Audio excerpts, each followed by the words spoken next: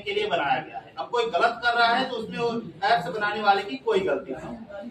तो इससे बचने का सिर्फ और सिर्फ एकमात्र उपाय यही है कि आप ऐसे ऐप्स को इग्नोर करें। जन जन की आवाज, city news MP।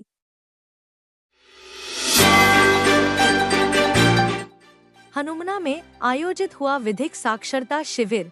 Cyber crime expert ने साइबर फ्रॉड के बारे में दी जानकारी। न्यायालय हनुमना में मजिस्ट्रेट विनोद चौधरी और कीर्ति दुबे की अध्यक्षता में माननीय उच्च न्यायालय के निर्देशानुसार विधिक साक्षरता शिविर का आयोजन किया गया। वहीं इस अवसर पर विशिष्ट अतिथि एवं मुख्य वक्ता के रूप में रहे साइबर क्राइम एक्सपर्ट मोहित मिश्रा। बता दें कि साइबर क्राइम एक्सपर्ट मोहित मिश्रा के द्वारा न्यायालय में वकीलों को साइबर क्राइम के बारे में जागरूक करते हुए उससे बचने का उपाय भी बताया गया।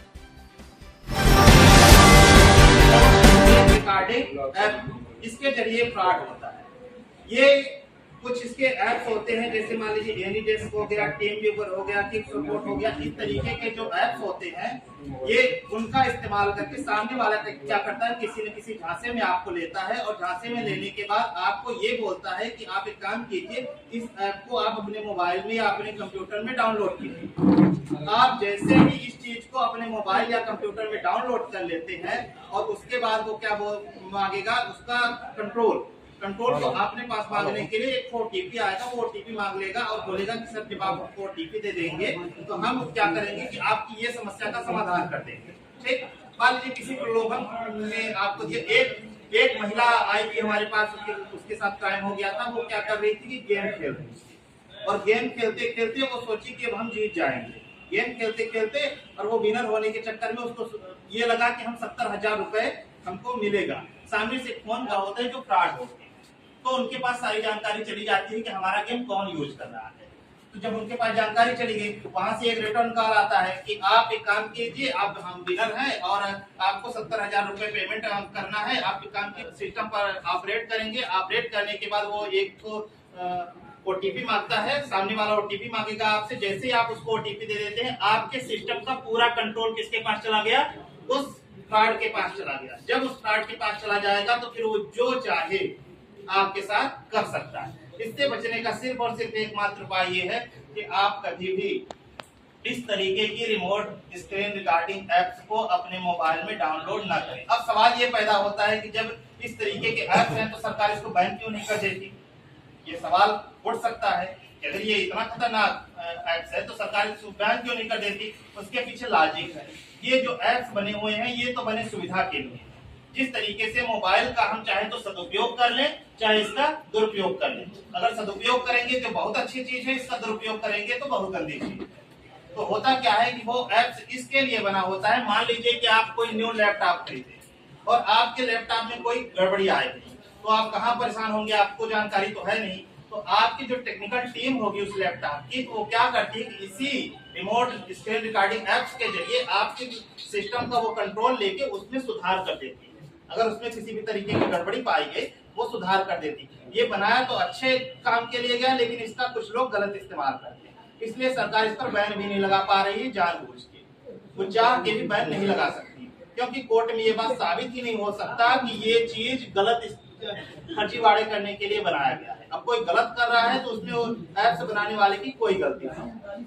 तो इससे बचने का सिर्फ और सिर्फ एकमात्र उपाय यही है कि आप ऐसे ऐप्स को इग्नोर करें। कोई भी ऐसा कॉल आपके पास आए तो उस कॉल को रिसीव ही न किया जाए। अगर आप रिसीव भी कर लेते हैं तो ऐसे अगर कोई रिसीव करने के बाद ऐसे ऐप्स को डाउनलोड करने की बात बोलता है तो आप तुरंत कॉल कट कीजिए और ऐसे ऐप्स को अपने मोबाइल में इंस्टॉल करने से बचिए।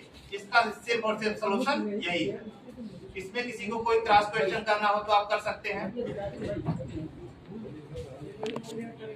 अब हम आपको बताते हैं नेक्स्ट टाइप का क्राइम, वो है ATM क्लोनिंग।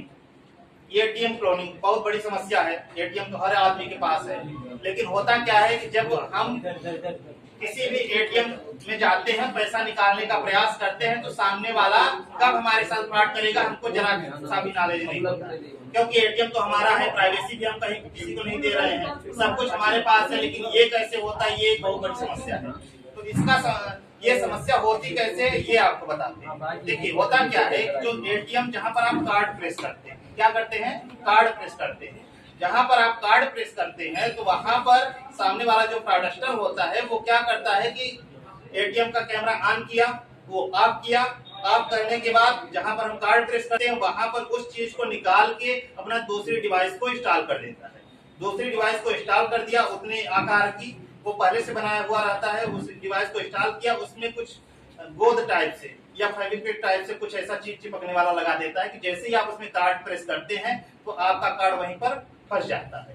और जैसे ही आपका कार्ड फंस गया तो वो डिवाइस ऐसी डिवाइस होती है कि वो आपके जो डेबिट कार्ड है उसका पूरा स्कैन कर लेता है। हाँ, उसका पूरा स्कैन कर लेता है। जैसे स्कैन कर लिया तो उसको अब किसी चीज की जरूरत नहीं, आपका पासवर्ड भी वहां पर एक कैमरा भी वो लगा देता है, तो आपका पासवर्ड भी वो पा गया, आपके डेबिट कार्ड का पूरा स्कैन कर लिया। अब वो चाहे तो जितना मर्जी आए आपका पूरा अकाउंट भी खाली कर सकता है, आप कुछ न कर पाएंगे। तो इससे बचने का क्या उपाय है हम आपको बता दें। इससे बचने का केवल और केवल एक उपाय ये है कि आप जाइए, जब भी एटीएम कार्ड अपना प्रेस कर रहे होते हैं एटीएम मशीन पर, तो आप सबसे पहले वो जो डिवाइस लगी हुई होती है उस डिवाइस को पहले थोड़ा सा निकालने का प्रयास कीजिए, क्योंकि वो फिक्स पूरी तरीके से नहीं करता। फिक्स इसलिए नहीं करता कि वो फ्रॉड करेगा, वो 2 दिन 4 दिन लगाएगा, उसके बाद वो निकाल